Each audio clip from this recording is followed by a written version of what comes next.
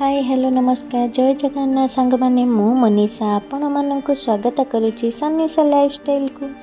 आसतु आज आमे बनैबा महाशिवरात्रि उपलक्षे सागु पणा बा सागुर सरबत। यह बनैबा बहुत सहज। यह पीवा द्वारा आमर पेट मध्य बहुत भल ठंडा रही था। गरम दिन में यह पीले भल लगी था और पेट ठंडा रही था, मन भी भल रही था। आसतु एबे आमे सागुपणा बनैबा स्टार्ट करिबा।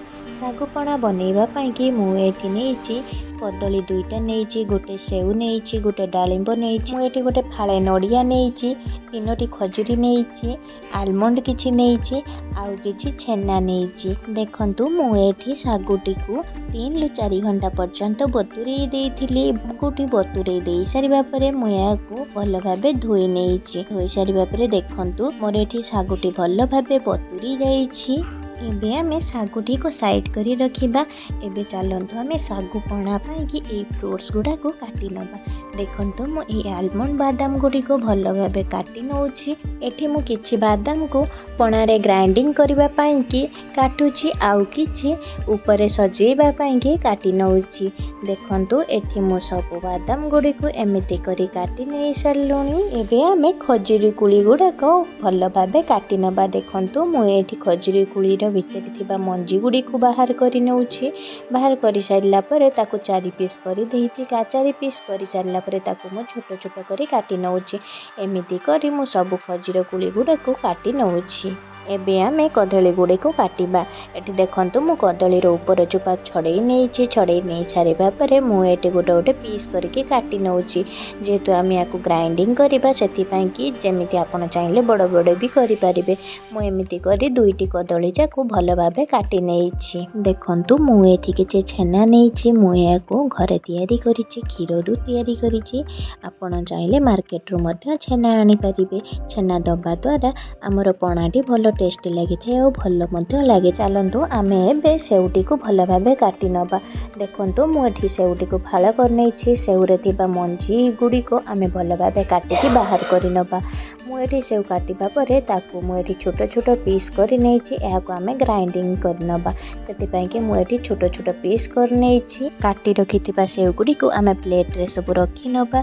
चलंतु एबे आमे डालिंब काटिबा। मु एठी डालिंबटी को 2 फाळ करि नैछि। 2 फाळ करि सारिबा परे डालिंबर थिबा दाना गुडी को मु एबे बाहर करि नेबी। आपण माने देखिबे डालिंबरे किछि खराब दाना मध्य थाए, से गुडी को आमे बाहर करि नबा आ भल दाना गुडी को रखि दबा।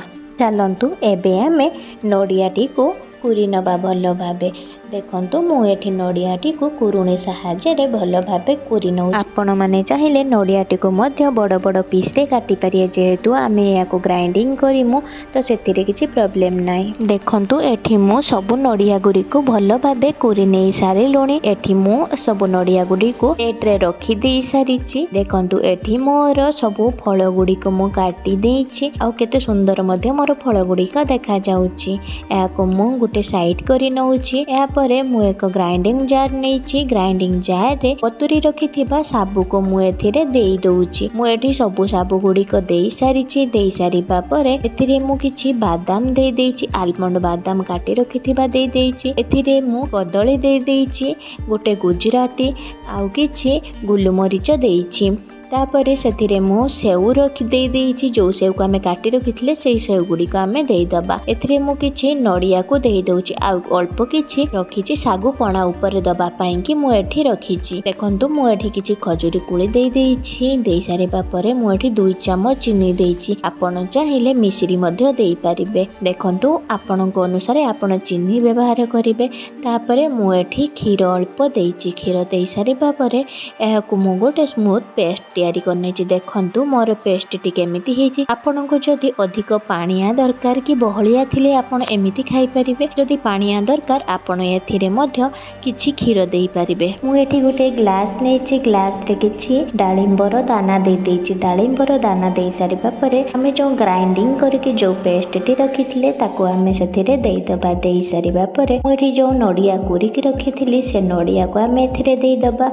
मु किछि डालिंबर दाना एठी देई ଦେଇଛି ଯେମିତି ଆମ ଆଖିକୁ ଆମକୁ ଦେଖାଯିବ ବହୁତ ସୁନ୍ଦର ଆଉ ଖାଇବାକୁ ମଧ୍ୟ ଭଲ ଲାଗିବ। ମୁଁ ଏଇଠି ଡାଳିମ୍ବ ଦେଇ ସାରିବା ପରେ କାଟି ରଖିଥିବା ବାଦାମକୁ ମଧ୍ୟ ଆମେ ସେଥିରେ ଦେଇଦେବା। ବାଦାମ ଗୁଡ଼ିକ ମୁଁ ଦେଇ ସାରିବା ପରେ ତାପରେ ଖଜୁରୀ ଗୁଡ଼ିକ କାଟି ରଖିଥିଲେ ତାକୁ ମୁଁ ଏଥିରେ ଦେଇ ଦେଉଛି। ଦେଖନ୍ତୁ ଏବେ ଆମର ପ୍ରସ୍ତୁତ ହେଇଗଲା ଶାଗୁ ଲସି। ଭିଡ଼ିଓଟି ଶେଷ ପର୍ଯ୍ୟନ୍ତ ଦେଖିଥିବାରୁ ଆପଣମାନଙ୍କୁ ଧନ୍ୟବାଦ। ଯଦି ଆପଣଙ୍କୁ ମୋର ଭିଡ଼ିଓଟି ଭଲ ଲାଗିଥିବ ତାହେଲେ ଲାଇକ୍ ସେୟାର କମେଣ୍ଟ କରିବେ। ଯଦି ଆପଣ ମୋ ଚ୍ୟାନେଲରେ ନୂଆ ଥିବେ ତାହେଲେ ମୋ ଚ୍ୟାନେଲଟିକୁ ସବସ୍କ୍ରାଇବ୍ କରି ସେଥିରେ ଥିବା ବେଲ୍ ଆଇକନକୁ ମଧ୍ୟ ଦବାଇ ଦେବେ, ଯାହାଦ୍ୱାରା କି ମୋର ନୂଆ ନୂଆ ଭିଡ଼ିଓର ନୋଟିଫିକେସନ୍ ଆପଣଙ୍କ ପାଖରେ ପହଞ୍ଚିଯିବ।